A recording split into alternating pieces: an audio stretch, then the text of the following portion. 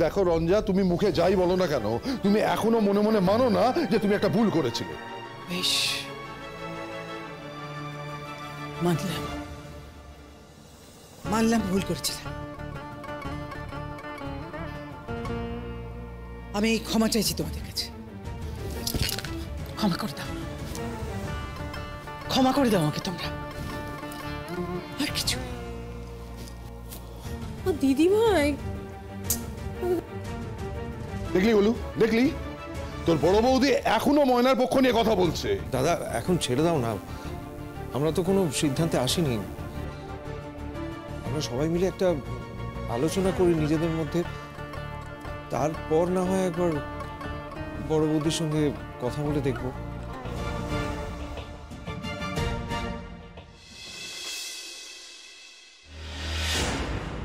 গুঞ্জা বলছি, তুমি যদি থাকতে না গো এখানে, কি যে আনন্দ পেতে, কি যে আনন্দ পেতে। দিদি ভাইকে বুঝলে সবাই মিলে কিভাবে কোন ঠাসা করেছে ভাবতে পারবে না।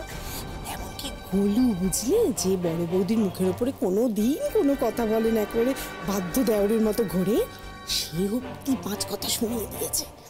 আমার কি মনে হয় জানো তো, বাড়ির লোকেরা না একে একে সবাই ময়নার এগেন্স্টে চলে যাচ্ছে, বুঝেছো? যাচ্ছে কি বলছি, গেছে, একেবারে গেছে। মনে হচ্ছে দিদি ভাইও না একটু একটু করে রেগে যাচ্ছে ময়নার উপরে। অসম্ভব। কিসের অসম্ভব গুঞ্জা? শোনো, দিদি ভাই যদি রেগে নাও যায় তাহলেও কোনো অসুবিধা নেই, কোনো ক্ষতি নেই। কারণ কি বলতো, দিদি ভাই কিচ্ছু বলে আর সুবিধা করতে পারবে না, সবাই রেগে গেছে তো, কেউ দিদি ভাইয়ের কথা এবার শুনবেই না।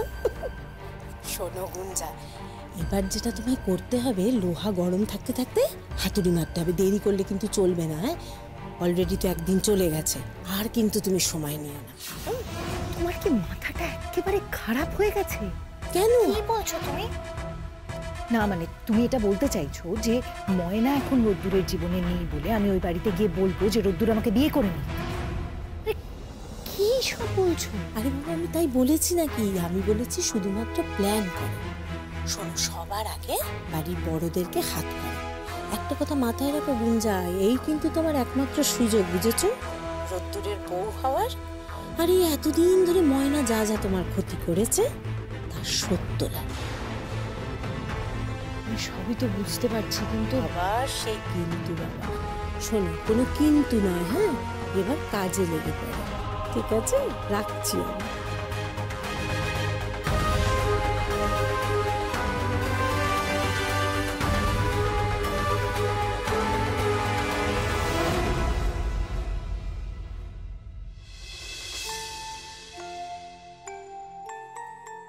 ধানসিঁড়ি, আমার না নিজেকে খুব লাকি মনে হচ্ছে জানো।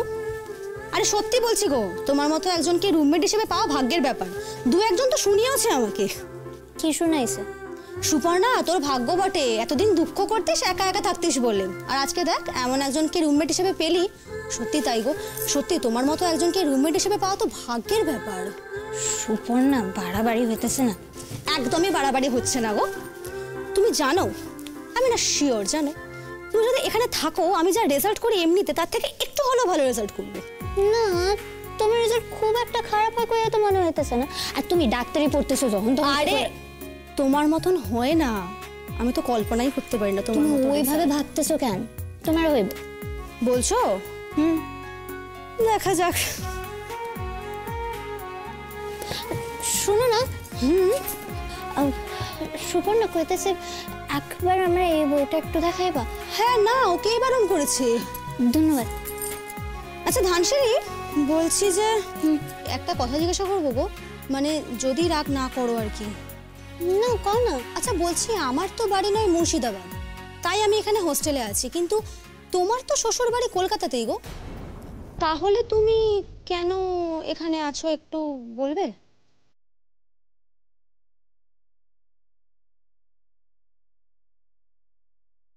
সুপর্ণা,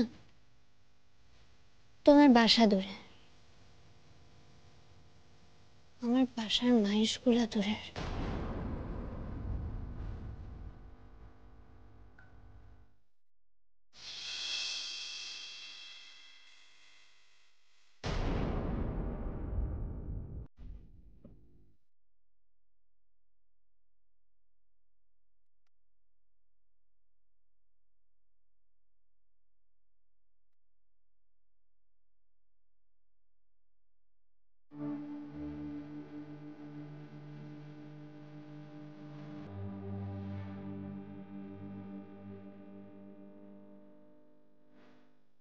এই ছবিটা আমি আবার কমপ্লিট করবো না।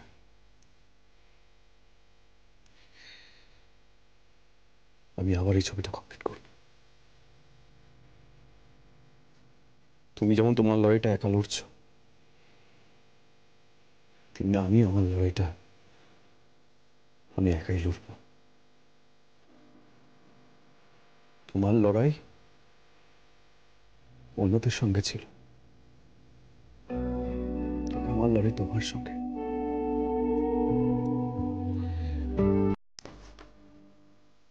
আমি তোমায় কথা দিচ্ছি ময়না, এই লড়াই আমি ঠিক জিতবো।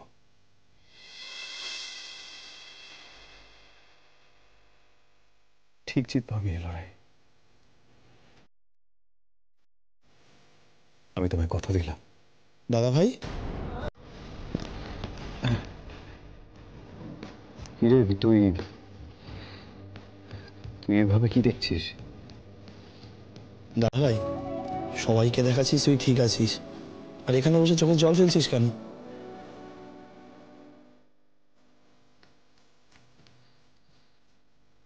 মা কষ্ট পাবে রে। আমি চাই না আমার জন্য মা কষ্ট পাক। তারপরে বাড়ির সকলের মাকে কথা শোনাবে সেটা আমি চাই না। তাই আমি সকলের সামনে স্বাভাবিক থাকার চেষ্টা করছি রে। তুই তুই কিন্তু এই সমস্ত কথা আবার বলতে যাস না, কেমন? প্লিজ বলিস না। সে না হয় বলবো না, কিন্তু তুই এভাবে কতদিন কষ্ট পাবি? কষ্ট যত না পাচ্ছি তার থেকে বেশি রাগ আমার নিজের উপরই হচ্ছে রে। আমি এই ভুলটা কি করে করলাম? আমার বোধহয় এটা পাওনাই ছিল রে। কিন্তু যাই বলিস, তুই রাগ করতেই পারিস। ময়না কিন্তু এবার বাড়াবাড়ি করছে। সব মানুষ সমান হয় রে। হাতের 5টা আঙুল কি সমান হয়? ওর কি সম্মান নেই? ওর আত্মসম্মান আমাদের থেকে অনেক বেশি, অনেক। তুই এখনো ময়নার হয়ে কথা বলছিস? ময়নার হয়ে কথা বলিনি বলি তো এত কিছু হয়েছে। সেদিন যদি আমি ওর পাশে দাঁড়াতাম, জোর গলায় বলতাম যে ভিডিওতে যা দেখা যাচ্ছে সবটা মিথ্যে, ময়না এমন কাজ করতেই পারে না, তাহলে আজকে এই দিনটা দেখতে হতো না রে। আমি কেন পারলাম না রে বৎস?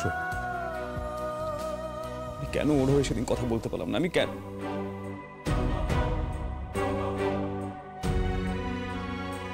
এই দেখ, আমি তোর মুখটা নষ্ট করে দিচ্ছি।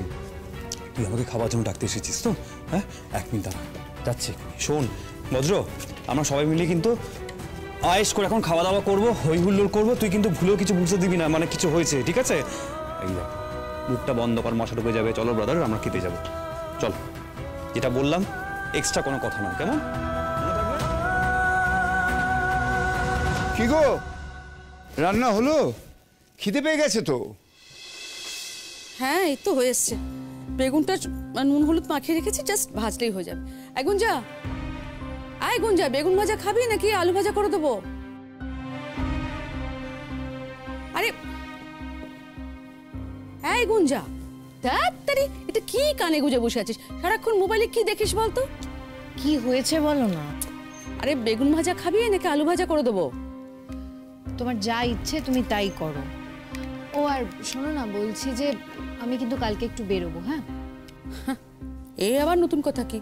না সেটা না, আসলে ফিরতে দেরি হতে পারে, সেই জন্যই বলছিলাম আর কি। কেন, কোথায় যাবি? ওই আমার একটা ইনভিটেশন আছে। ইনভিটেশন? কোথায়? আমার একটা বন্ধুর বিয়ে। গিফট কিনেছিস? না না, কালকেই বিয়ে নয়, মানে ওই কোনো একটা কোন রিচুয়ালস, মানে আশীর্বাদ বা এরকম কিছু একটা আছে, সেই জন্যই যেতে বলেছে। আর তুমি তো ওকে চেনো, স্নিগ্ধা। হ্যাঁ, তোদের ওই বন্ধুদের গ্রুপের মধ্যে তো ওই স্নিগ্ধারই শুধু বিয়ে বাকি ছিল। দেখো, ওরও বিয়ে হয়ে যাচ্ছে, আর ওকে দেখো। দেখো, স্নিগ্ধা বরাবরই বলতো যে ও পড়াশুনো শেষ করে তবেই বিয়ে করবে, আর ও নিজের কথা রাখলো। সে ওর একটা কারণ ছিল যে ও পড়াশোনা করছে তাই বিয়েটা করছে না। তোর কি কারণ বলতো? তুই কোনো কারণে বিয়ে নিয়ে কোনো উৎসাহই দেখাস না। আবার তুমি ওই কথা নিয়ে পড়লে? কি করবো বলো? এটা নিয়ে না পড়ে কি করব? আমি তো মা, আমার তো একটা মানে চিন্তা হয় নাকি? সবার বিয়ে হয়ে যাচ্ছে আর ওকে দেখো। মা দেখো, কিছু মনে করো না, কিন্তু আমার সব বন্ধুদের বিয়ে হচ্ছে কারণ ওর বাবা মারা উদ্যোগ নিয়েছে সেই জন্য। অদ্ভুত তো। আরে তুই তো আমাদের উদ্যোগ নিতে মানা করেছিস, তুই তো না করেছিলি। যখনই বিয়ের কথা বলেছে তখনই তুই এড়িয়ে গেছিস। সেই সব কিছু তো অতীত, তাই না? যাই হোক, আমি ঘরে গেলাম, আমি আছি ওখানে। এই দাঁড়া দাঁড়া, এক মিনিট দাঁড়া। এই গুঞ্জা, তুই কি এখন বিয়েতে রাজি? দেখো বাবা, মা আমি জানি তোমরা আমাকে নিয়ে খুব টেনশন করো, স্পেশালি মা। তাই তোমাদের আর কতদিন টেনশনে রাখবো বলো তো?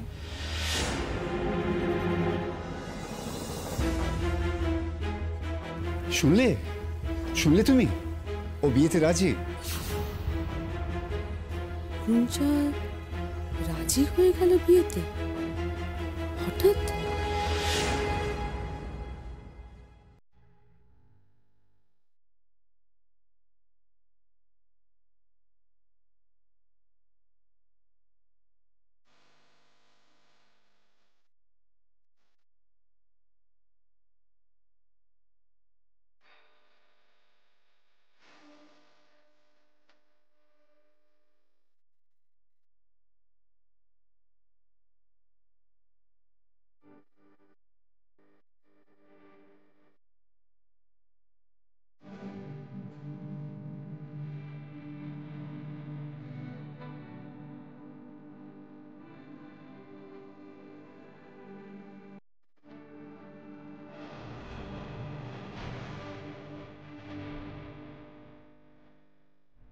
আমি অনেক বড় ভুল করেছি, অপরাধ করেছি, কিন্তু আমি তোমার কাছে হাত জোর করে অনুরোধ করছি ময়না, তুমি প্লিজ বাড়ি ফিরে চলো ময়না, প্লিজ প্লিজ ময়না।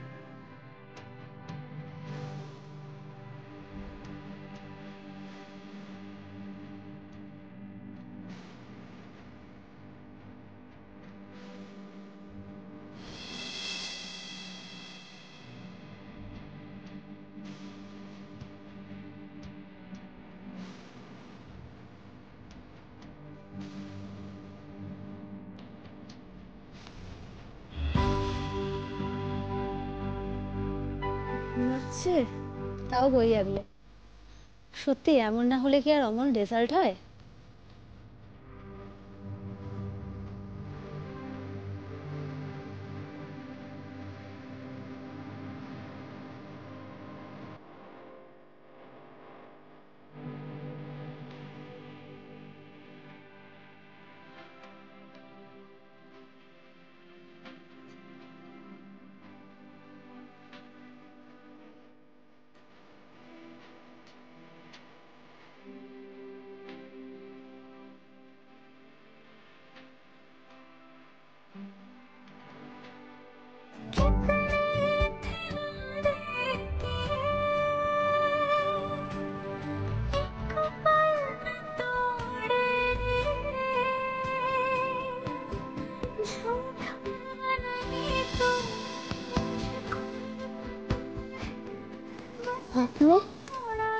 ঘুমলে হবে? পড়াশোনা করতে হবে, তো ভালো রেজাল্ট করতে হবে, আমার মুখ রক্ষা করতে হবে, তাই না? তুমি তো আমাকে কথা দিয়েছো। সে করবো আমি কথা দিলে কথা রাখি। কিন্তু আপনি কফি করতে কে কইছে? আপনি করবেন না এসব।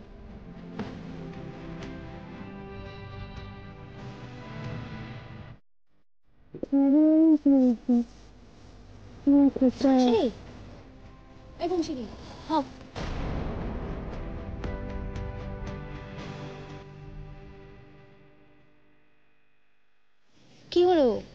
কাউকে খুঁজছো তুমি? কাকে খুঁজছো? না না, কাউরে খুঁজতেছি না আমি। আরে বললেই হলো নাকি? আমি এতক্ষণ ধরে শুনছিলাম আপনি আপনি করে এত কথা বলছিলেন, আমাকে তো নিশ্চয়ই নয়। না না সুপর্ণা, কইলাম তো কাউরে না। আচ্ছা আমি যাই, আমি মুখ চোখ ধুয়ে আসি।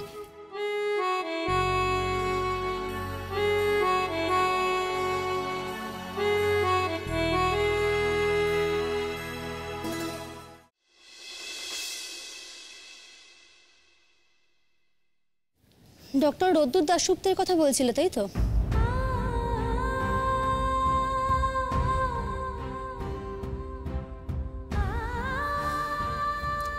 মানে তোমার হাজবেন্ডের কথা বলছিলে তো?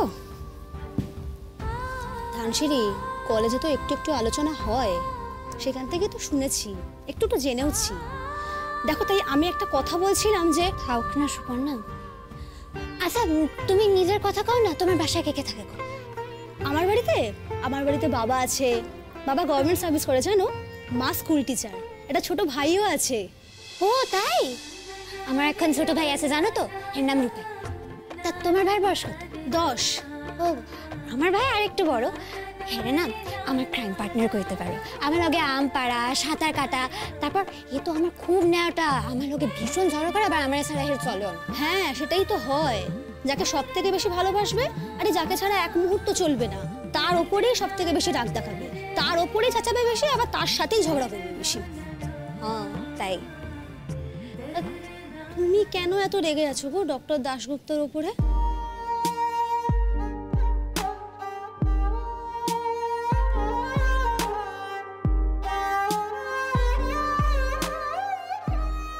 ধানসিঁড়ি, তুমি আমাকে বলতে পারো, দেখো হয়তো আমি তোমার কোনো কাজে লাগতে পারি। সুপর্ণা, কিছু কথা হয় জানো তো, যা কাউরে কম যায় না, তো তুমি এই বিষয়টা লইয়া কথা না কইলেই ভালো। আচ্ছা আচ্ছা, থাক থাক, তোমাদের গ্রামের কথা বলো তো একটু শুনি। হ্যাঁ, আমার গ্রামের নাম প্রতিশ্বর। গ্রামটা না একেবারে ছবির মতো, তোমার কইতেছি।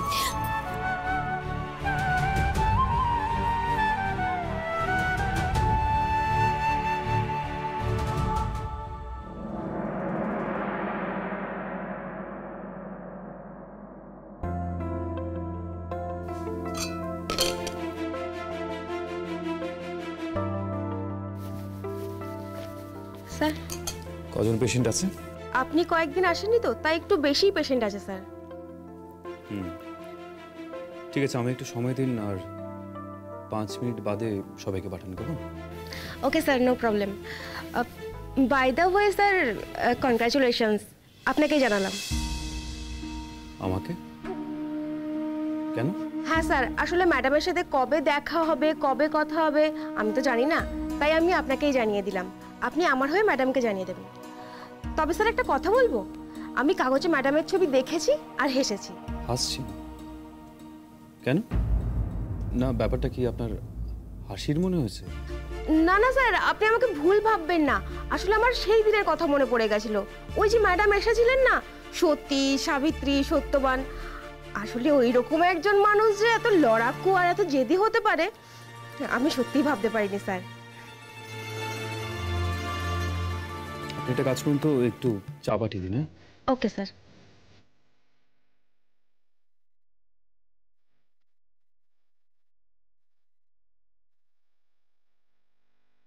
আপনার কথা বলার ভঙ্গিটা না একজনের সাথে বড্ড মিলে, আমার স্ত্রীর সঙ্গে। সত্যি কথা কইলেন? আপনি আমার আপনার স্ত্রী কইলেন? আপনি খাইয়া লন, না আমি অহনি বাইরে যাবো আর সকলে গিয়া কইয়া দিন যে আমি আপনি স্ত্রী। নাটক দেখছেন, এরপর আমি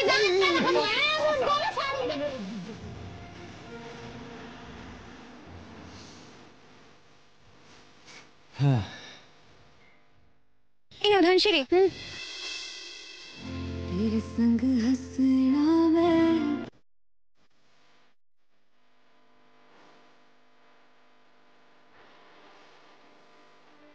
বলছি খেয়ে নিলে তুমি যাবে তো? আরেকটু মিঠা কইরাছি গান। এই খাবারটা খেয়ে নিলে তুমি যাবে তো? হ্যাঁ যাবো।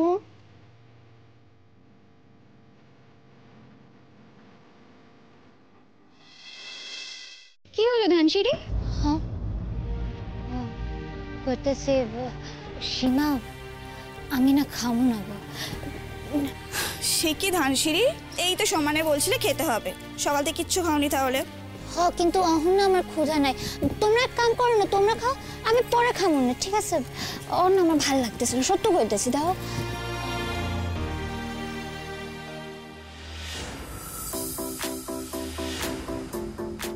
ভালো না লাগলেও খেতে হয়।